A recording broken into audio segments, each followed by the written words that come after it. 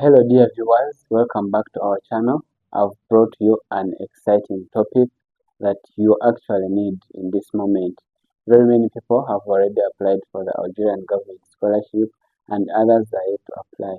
And one thing that I've realized, because I've been interacting with very many, I realized that very many people don't know what is following after the application process. And so I'm glad to tell you that the following step is doing the interview. Immediately after the shortlist, you will be called to go for interviews. I'm going to give you the cheat sheet. I'm going to tell you some of the common questions that are asked in this kind of scholarship interview. One disclaimer: the interviewers are actually different, not one or two people, they are very many. And so it means questions may differ. But I've been able to talk to people who were interviewed by different people, and the questions are not much different. So I have common questions here. I have very many questions, very many of them.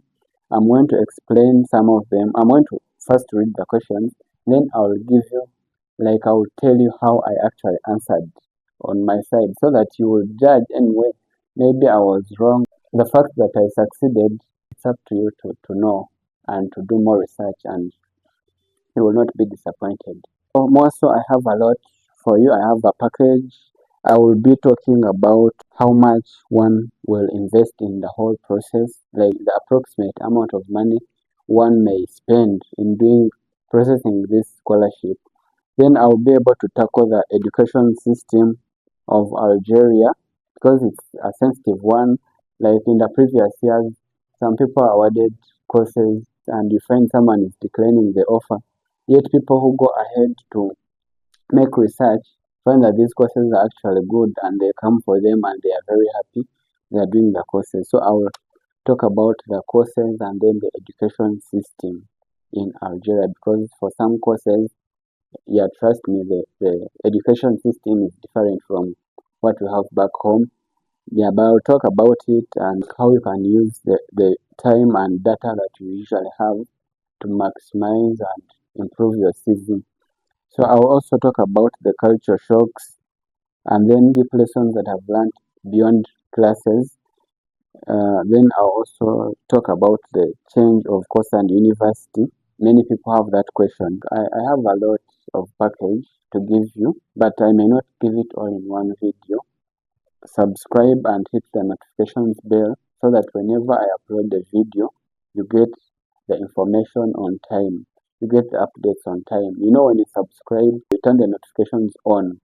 Whenever I upload a video, you will be among the first people to get the notification that a new video is out, and then you will get the information. Let's go to the questions. Question number one: what do you know about Algeria? For example, there you should know the capital city, the president, then the languages spoken, which are Arabic, French, and English. Then the location, it is in North Africa, near the Mediterranean Sea. Neighboring countries are Libya, Morocco, Mali, Tunisia. You should have those in your mind.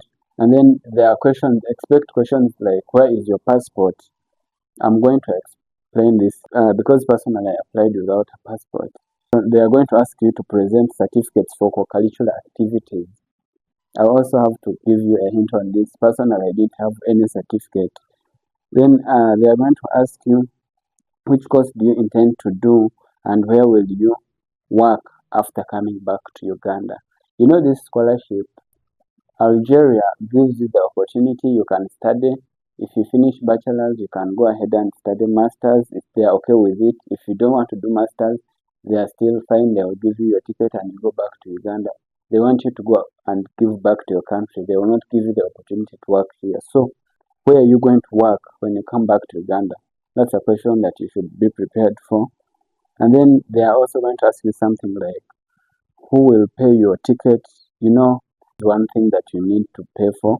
Then how did you perform? They will ask you maybe they have the academic documents. You've given them your documents, they have them, but then they want to test your ability to answer such, like maybe the ability to present yourself under pressure, but I don't know. But then if they ask you such, I think everyone knows how they performed. And one tip again, remember to be very smart. If you go for an interview, remember to be very smart.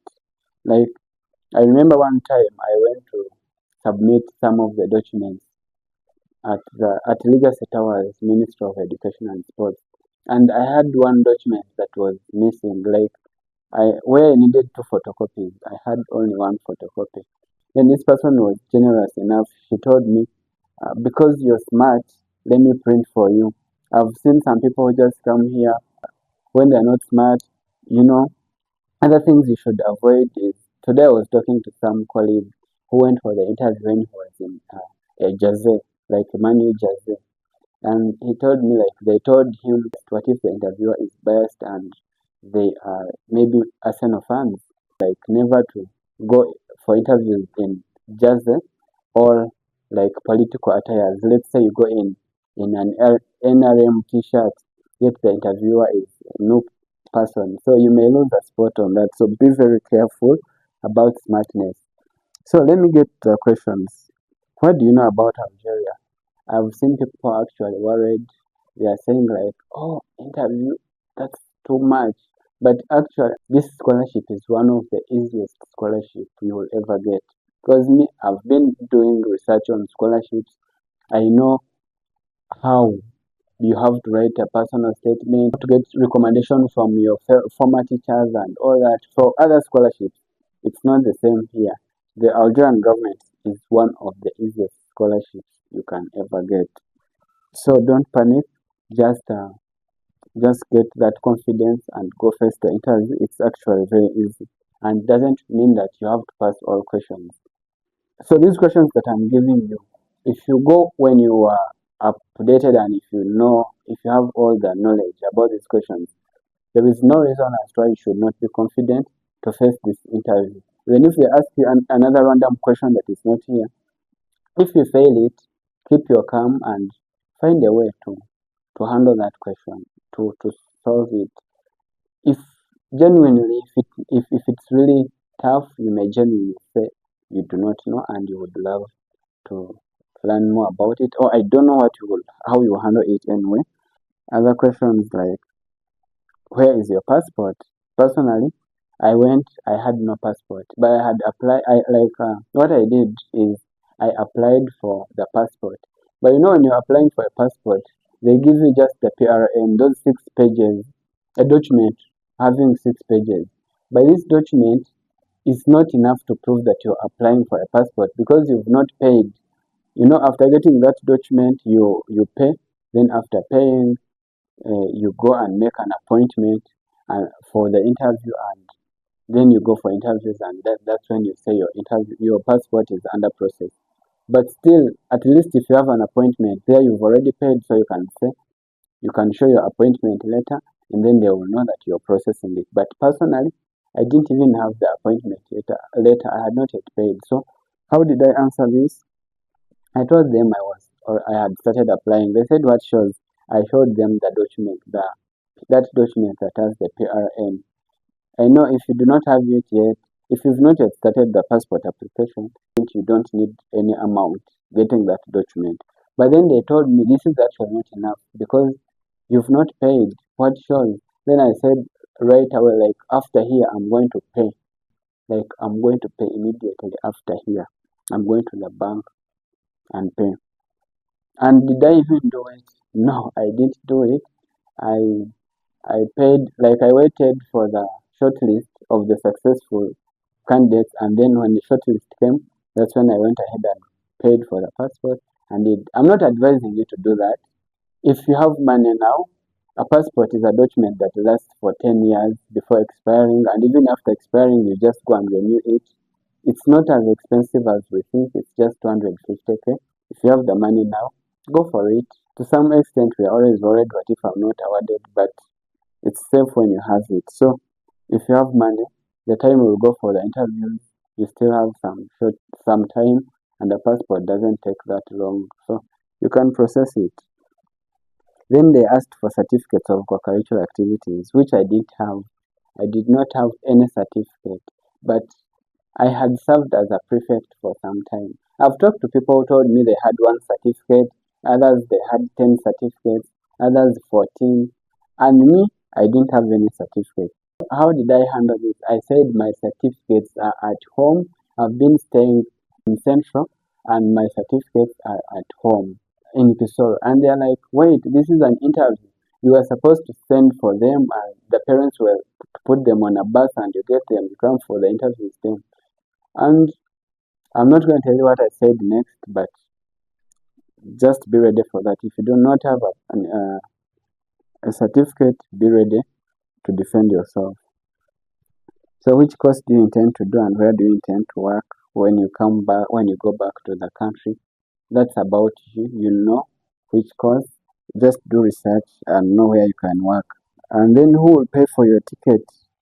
Here, please, if you know it's not your parent, if it's your relative or a guardian, make sure you know their contact. It's very important. They may not call them. They're not going to call them, but they want to know really. Are you sure that this person will pay for your ticket? Because what happens? I think I'll expound more in the next video. I'll tell you more about this the next video. Then about your academic performance, make sure you go with your documents, your academic documents. Then remember to be smart. I again emphasize this. I'm bringing more information.